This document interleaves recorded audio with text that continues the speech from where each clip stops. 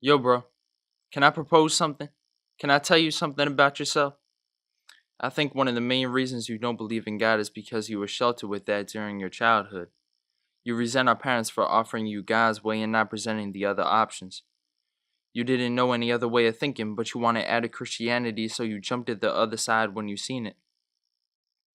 So as you went through life, you tried to live without God in it. But that got too hard and you got burnt out trying to swim, so now you're trying to just tread water.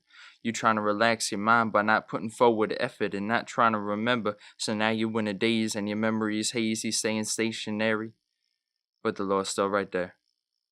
Jesus is in the rescue boat and you're treading water or holding on to a little piece of broken wood in the North Atlantic after the Titanic crash. That gigantic sense of false security that you would have. It's cold in that pond, right? So now you gone, right? You beyond, right? You see a glimmer of light, that's Jesus. He can rescue you. He's my hope, despite a difference in height. His might's the reason why my heart's still beating, why I ain't stopped breathing, why I ain't switched up what I believe, 'cause that's treason.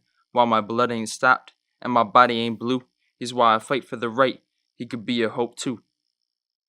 And I hesitate to say this 'cause I don't want you to think I'm trying to play some card. This ain't no bluff. But don't you want faith after our daddy died? You seen his faith to the end, it was inspiring. The first time I talked to him after we found out he wouldn't live long was so sweet. Because the first thing he said to me was, well, it sounds like I'll be with Jesus in a couple weeks. He knew he was on his way to his eternal resting place. Don't you want faith that you go into heaven? Maybe you don't think our Father was there enough or cared enough about being tolerant and understanding enough to you during your childhood. But he can rest assured that he was a good role model to us. He knew he ran the good race. He fought the good fight. He reached those who nobody else wanted to reach out to, right? He was a hood missionary. He was the principal of a Christian school connected to a gospel church in the ghetto of Newark, where Lauryn Hill later wanted to become a ghetto superstar. You don't know who you are, but we know who he is. You know that that's a bar. You know what it is.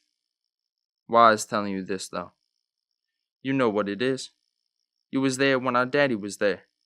Lauryn Hill was climbing up that hill to the top around the time y'all moved to Chester. He knew he better impregnate our mother one last time, and a month after the Miseducation album came out, I came out the womb.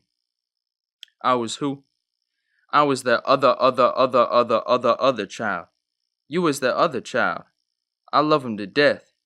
Our daddy believed in God's plan and he believed God had created him and the world around him, and however fallen or spiritually dead, God still had a plan for it, so he reached the roughest parts with the gospel. That was his calling. Kinda similar to mine. After all, I am his son. You are too. But I'm also one of Jesus' sons.